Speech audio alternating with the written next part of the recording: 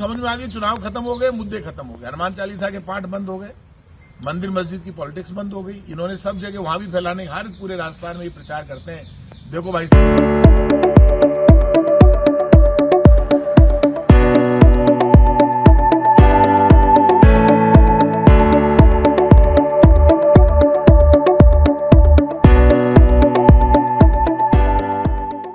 BJP को ये समझ लेना चाहिए कि आप इस देश में सिर्फ हिंदू मुसलमान पे पॉलिटिक्स करना चाहते हैं।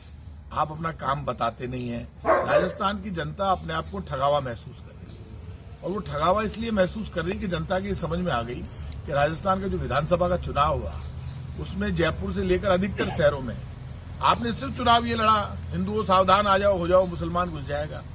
लोगों के समझ में आ गई, चुनाव खत्म हो गए, मुद्दे खत्म हो गए, हनुमान चालीसा के पाठ बंद हो गए, मंदिर मस्जिद की पॉलिटिक्स बंद हो गई। इन्होंने सब जगह वहां भी फैलाने, हर पूरे राजस्थान में ये प्रचार करते हैं। देखो भाई साहब, यहाँ मस्जिद बन रही है, वोटर भी भगवान मालिक है। वोटर का वोटर ये नहीं पूछता कि आचार संहिता लगी, मस्जिद सरकार बना ही नहीं सकती। और आपको पता है अयोध्या में राम मंदिर बन रहा है। लोगों ने इन सब को जवाब दिया है बीजेपी को। ये कह रहे हैं कि हम 500 बरस बाद राम को वापस अयोध्या लेकर आए हैं। आप लाओगे, राम तो गटगट में बसते हैं, पूरी दुनिया में, पूरे ब्रह्मांड के मालिक हैं। ज्यादा दिन ये फर्जीवाड़ा चलेगा नहीं बीजेपी का। और ये उल्टी गिनती शुरू हो गई है बीजेपी की। ये जो करणपुर का रिजल्ट आया, रुपेंद्र सिंह कुन्नर जीते हैं कांग्रेस के प्रत्याशी, ये रिजल्ट इस बात का है कि बीजेपी का झूठ, फरेब और धोखा नहीं चलेगा।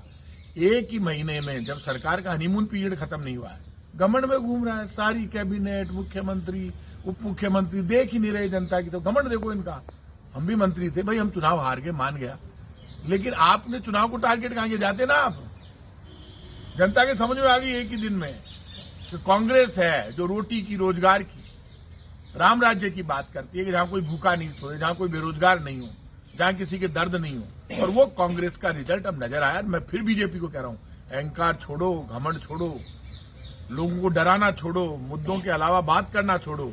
जो वादे किए थे राजस्थान में, एक भी वादा यदि वो लागू कर देते, यदि पेट्रोल डीजल भी सस्ता कर देते 12-13 रुपए, जो इनके सबसे बड़े नेता ने वादा किया था राजस्थान की जनता से, तो मैं आज कह रहा हूं इनका रिजल्ट दूसरा होता। लेकिन सबके समझ में आ गई कि वोट लेने के बाद बीजेपी उन मुद्दों की बात ही नहीं करती जिन मुद्दों पर चुनाव में बात की थी।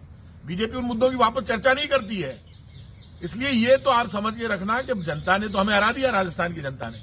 लेकिन ये जो गंगानगर की जनता है, ये आपको पता है रूरल बेल्टों में हमारे 70 सीटें आई है। जनता बहुत समझदार है। रूरल, हम तो सिटीज में ही तो हारे हैं। तो राजस्थान की जनता समझती है, ग्रामीण इलाकों की, उन्होंने हराया।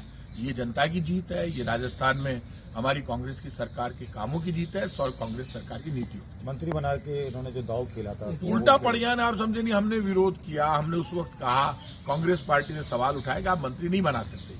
अब इलेक्शन कमीशन तो लोकसभा में बिल आ गया, और इलेक्शन कमीशन की नियुक्ति में पहले सुप्रीम कोर्ट के चीफ जस्टिस बैठते थे। अब इन्होंने कहा चीफ जस्टिस नहीं बैठेंगे, अब तो प्राइम मिनिस्टर और इनका केंद्रीय मंत्री और अपोजिशन लीडर बैठेंगे। तो दो इनके हो गए और सरकार के। तो अब तो चीफ जस्टिस, जो मुख्य चुनाव आयुक्त है, वो भी सरकार तय करेगी। इनको जो मनमानी करनी थी कर ली, और जनता ने अपनी मनमानी कर दी। ये हार गए। पहली बार ऐसा हुआ जब किसी सरकार ने इस तरह से एमएलए का चुनाव हारा है कि 1 महीना सरकार को शपथ लिए हुआ है, और शपथ लेते ही सरकार के सर पर ओले पड़ गए। और ये सरकार के हनीमून पीरियड पर जो ओले पड़े हैं, यदि इन ओलों से ये सावधान होकर सरकार अपना घमंड, अहंकार छोड़कर और जो वादे किए उनको पूरा नहीं करती है, तो जनता, आप समझ लेना, आने वाले चुनाव में इनका सफाया हो जाएगा। 22 तारीख को